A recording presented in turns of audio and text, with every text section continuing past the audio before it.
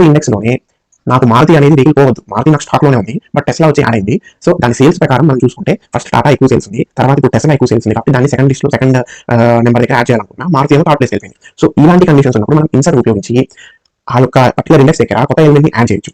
ఇంకా ఆ పాత ఇండెక్స్ దగ్గర ఉన్న ఎలిమెంట్ పోదు, అది నెక్స్ట్ ఇండెక్స్ కి చేంజ్ అవుతుంది అనమాట. సో ఇక్కడ ఏంటి, మనం 1 అనే ఇండెక్స్ దగ్గర టెస్లా యాడ్ చేయాలి, 1 దగ్గర ఉన్న మారుతి పోతుంది, పోయి టెస్లా అనేది యాడ్ అవుతుంది. బట్ ఇన్సర్ట్ అనే దాన్ని ఉపయోగిస్తే ఈ 1 దగ్గర మనం కొత్త ఐటమ్ ని యాడ్ చేయొచ్చు, బట్ పాతగా ఉన్న ఐటమ్ నెక్స్ట్ ఇండెక్స్ కి చేరుతుంది అనమాట. ఇది ఎలాగో చూద్దాం ఒకసారి. ఓకే, కార్స్ డాట్ ఇన్సర్ట్ అనేది ఫంక్షన్ మెథడ్. సో దీనికి సింటాక్స్ ఎలా అంటే ఏ ఇండెక్స్ లో అయితే మనం చేంజ్ చేయాలనుకుంటున్నాం ఆ ఇండెక్స్ నెంబర్ వాల్యూ అనేది ఇవ్వాలన్నమాట, ఐటమ్ ఇవ్వాలి. సో ఇప్పుడు సేమ్ ఇక్కడ రెనాల్ట్ ఉంది కదా, రెనాల్ట్ సెకండ్ ప్లేస్ లో మారుతిని యాడ్ చేయాలనుకుంటున్నాను. మారుతి యాక్చువల్గా రీప్లేస్ అయిపోయింది రెనాల్ట్, బట్ ఇప్పుడు మారుతి ఉంది సెకండ్ ప్లేస్ లో ఉంది, రెనాల్ట్ ఉంది కానీ థర్డ్ ప్లేస్ లో ఉంది, అది ఎలా.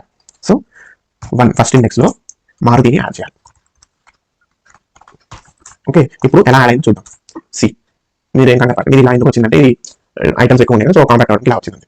ఓకే, ఫస్ట్ లో టాటా ఉంది, సెకండ్ ఈ 0th ఇండెక్స్ టాటా ఉంది, ఫస్ట్ ఇండెక్స్ లో మారుతి వచ్చి అయింది, బట్ ఈ రెనాల్ట్ మా ఫస్ట్ ఇండెక్స్ లో ఉంది కదా, అది నెక్స్ట్ ఇండెక్స్ అంటే సెకండ్ ఇండెక్స్ కి వెళ్ళిపోయింది అనమాట. సో ఈ విధంగా ఇన్సర్ట్ ఉపయోగించుకొని మనం ఎగ్జిస్టింగ్ లిస్ట్ ని అప్డేట్ చేయొచ్చు. ఏంటి, ఉన్న ఎలిమెంట్స్ ని పోగొట్టుకోకుండా అప్డేట్ చేయొచ్చు.